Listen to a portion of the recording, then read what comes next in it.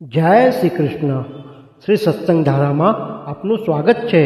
ગયા અંકમાં આપણે છેલ્લે દર્શન કર્યા કે દામોદરદાસને એમના સસરાએ જલ ભરવાની ના પાડી, પણ દામોદરદાસે એની વાત માની નહીં.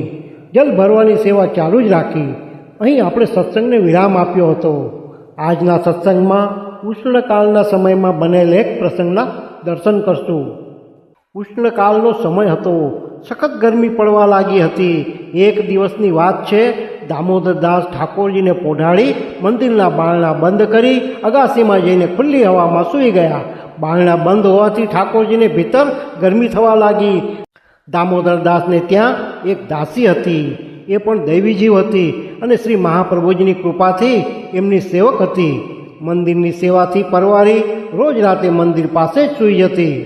ઠાકોરજીને ગરમી થવા લાગી એટલે દાસીને બોલાવી અને આજ્ઞા કરી કહ્યું કે તું આવ અને બારણા ખોલ એટલે મને પવન આવે.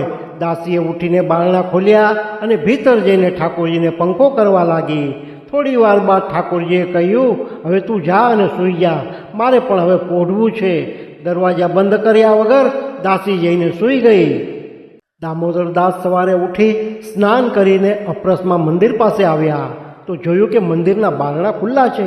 આ જોઈ ખીજાઈ ગયા અને કહેવા લાગ્યા કે આ મંદિરના બારણા કોને ખોલ્યા અને મારા ઠાકોરજી પાસે ભીતર કોણ ગયું તું?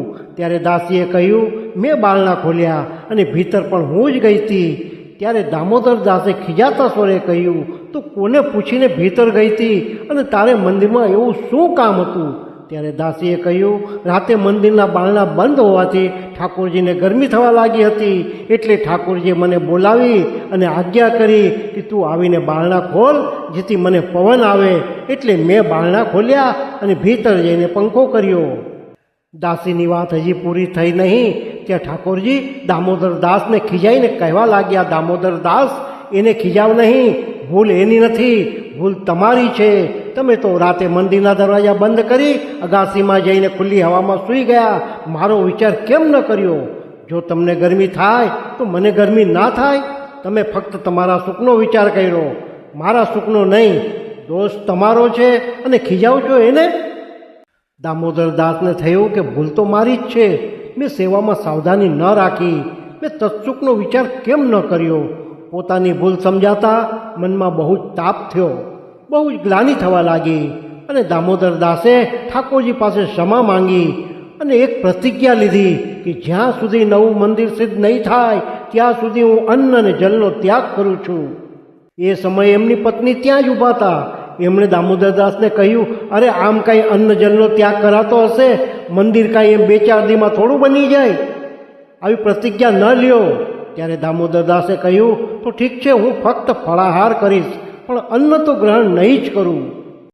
ત્યારબાદ દામોદરદાસે થોડા જ સમયમાં મંદિરનું નિર્માણ કાર્ય પૂર્ણ કરાવી લીધું.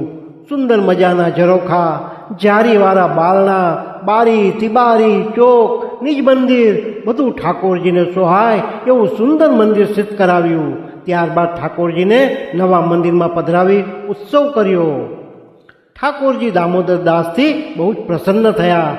દામોદરદાસે દંડવત કર્યા અને મનોરથ પૂર્ણ થયા બાદ પ્રતિજ્ઞા છોડીને મહાપ્રસાદ ગ્રહણ કર્યો.